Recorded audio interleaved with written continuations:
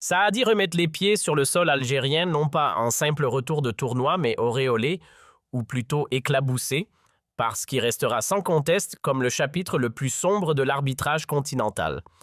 Le Maroc aura servi de théâtre à une farce sinistre orchestrée avec brio par une CAF gangrenée où la complicité mafieuse n'est plus une rumeur mais un spectacle public. Ce n'est plus de l'injustice arbitraire mais une exécution méthodique, une élimination froide et planifiée, perpétrée devant les caméras du monde entier comme un avertissement. Ce tournoi taillé sur mesure pour plaire à certains palais a mis à nu l'incurie généralisée dans la gestion du football africain.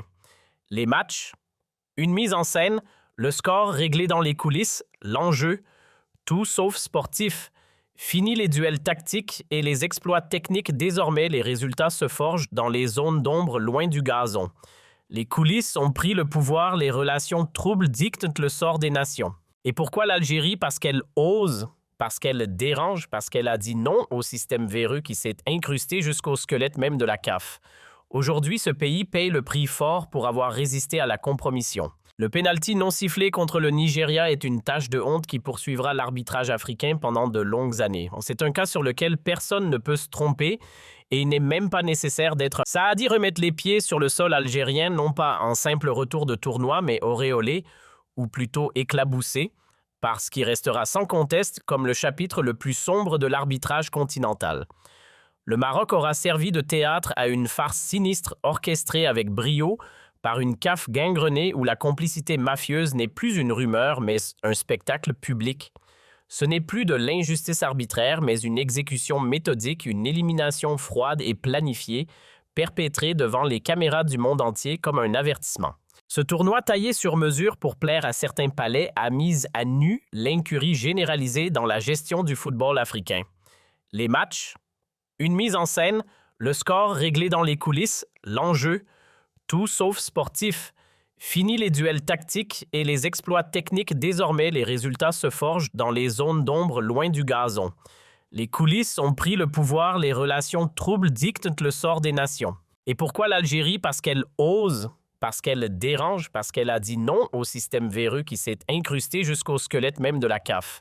Aujourd'hui, ce pays paye le prix fort pour avoir résisté à la compromission. Le pénalty non sifflé contre le Nigeria est une tache de honte qui poursuivra l'arbitrage africain pendant de longues années. C'est un cas sur lequel personne ne peut se tromper et il n'est même pas nécessaire d'être un expert en arbitrage pour l'expliquer. Le ballon a touché la main de manière claire et flagrante à l'intérieur de la surface de réparation et la main n'était pas dans sa position naturelle mais augmentait la surface du corps. Pourtant, l'arbitre et derrière lui la salle de l'assistance vidéo, la VAR, ont préféré un silence total. Ici, nous nous demandons où sont passées ces technologies dont on nous a rebattu les oreilles. Où est passée cette certitude absolue dont parlaient les analystes, l'existence de deux mécanismes de vérification, à savoir l'arbitre de champ et la salle vidéo, était censée garantir la justice. Mais dans le cas de l'Algérie, la VR s'est transformée en un outil pour entraver la justice au lieu de l'appliquer. Nous avons vu comment l'arbitre a attendu 1 minute et demie pour vérifier un ballon sur la ligne de but en faveur de l'adversaire alors qu'il a totalement ignoré de consulter l'écran pour l'action du pénalty algérien qui aurait pu changer le cours du match et de l'histoire. Cela confirme que l'intention était préméditée pour éliminer les guerrières du désert. Elles sont un cri de vérité face aux mensonges que tout le monde voit. Aboutrika, qui s'est excusé auprès de la Confédération africaine de football avant de prononcer un mot, l'a fait parce qu'il réalise l'ampleur de la catastrophe et du scandale qu'il est impossible de taire. Il a qualifié ce qui s'est passé de révoltant, s'interrogeant avec indignation sur le mystère de l'absence de la vidéo-assistance à l'arbitrage spécifiquement lors de cette action.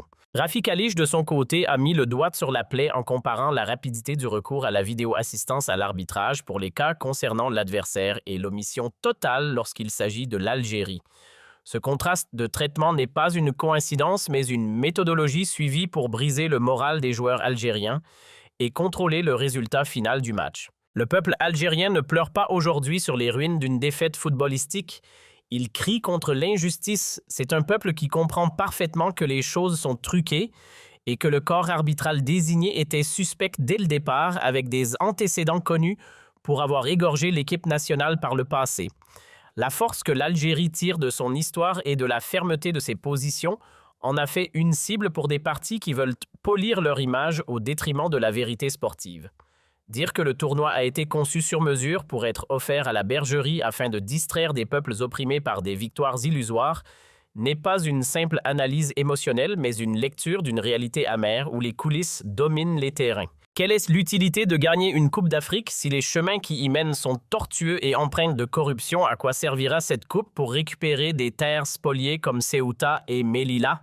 C'est un simple moyen de sédation temporaire alors que l'Algérie reste debout malgré les complots.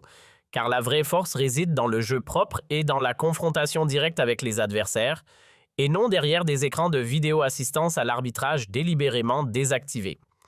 L'équipe algérienne est entrée dans le match en étant déjà perdante non pas à cause d'une faiblesse technique, mais parce que la décision avait été prise dans les bureaux de la Confédération africaine de football avant même que le coup de sifflet ne retentisse.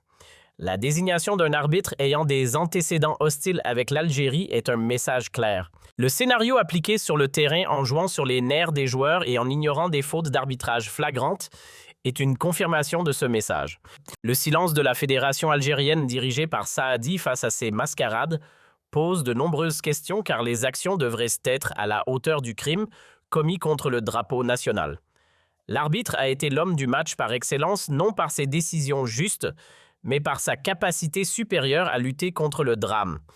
Il a exécuté avec succès un agenda d'exclusion, ce qui lui a valu les éloges de ceux qui ont bénéficié de son injustice, tandis que la conscience sportive mondiale s'interroge sur la crédibilité du football sur ce continent.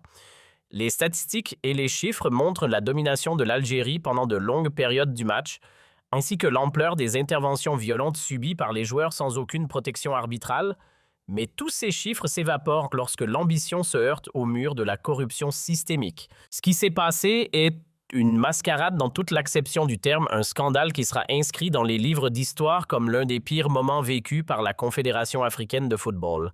L'Algérie n'a pas besoin du témoignage d'arbitres corrompus pour prouver sa force.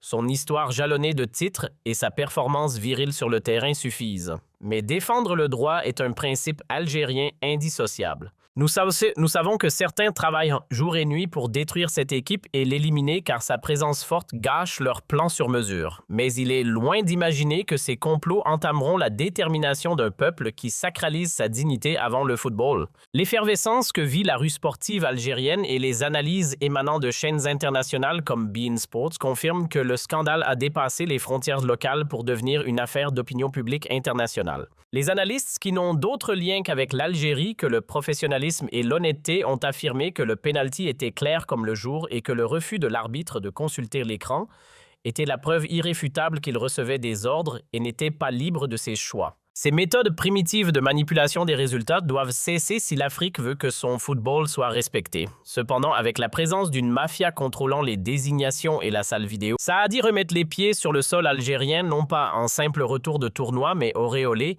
ou plutôt éclaboussé, parce qu'il restera sans conteste comme le chapitre le plus sombre de l'arbitrage continental. Le Maroc aura servi de théâtre à une farce sinistre orchestrée avec brio par une CAF gangrenée où la complicité mafieuse n'est plus une rumeur mais un spectacle public. Ce n'est plus de l'injustice arbitraire mais une exécution méthodique, une élimination froide et planifiée, perpétrée devant les caméras du monde entier comme un avertissement. Ce tournoi taillé sur mesure pour plaire à certains palais a mis à nu l'incurie généralisée dans la gestion du football africain. Les matchs, une mise en scène, le score réglé dans les coulisses, l'enjeu, tout sauf sportif. Fini les duels tactiques et les exploits techniques, désormais les résultats se forgent dans les zones d'ombre loin du gazon. Les coulisses ont pris le pouvoir, les relations troubles dictent le sort des nations. Et pourquoi l'Algérie? Parce qu'elle ose, parce qu'elle dérange, parce qu'elle a dit non au système véreux qui s'est incrusté jusqu'au squelette même de la CAF. Aujourd'hui, ce pays paye le prix fort pour avoir résisté à la compromission. Le pénalty non sifflé contre le Nigeria est une tache de honte qui poursuivra l'arbitrage africain pendant de longues années. C'est un cas sur lequel personne ne peut se tromper.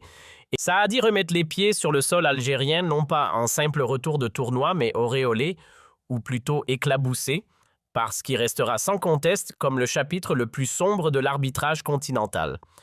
Le Maroc aura servi de théâtre à une farce sinistre orchestrée avec brio par une CAF gangrenée où la complicité mafieuse n'est plus une rumeur mais un spectacle public.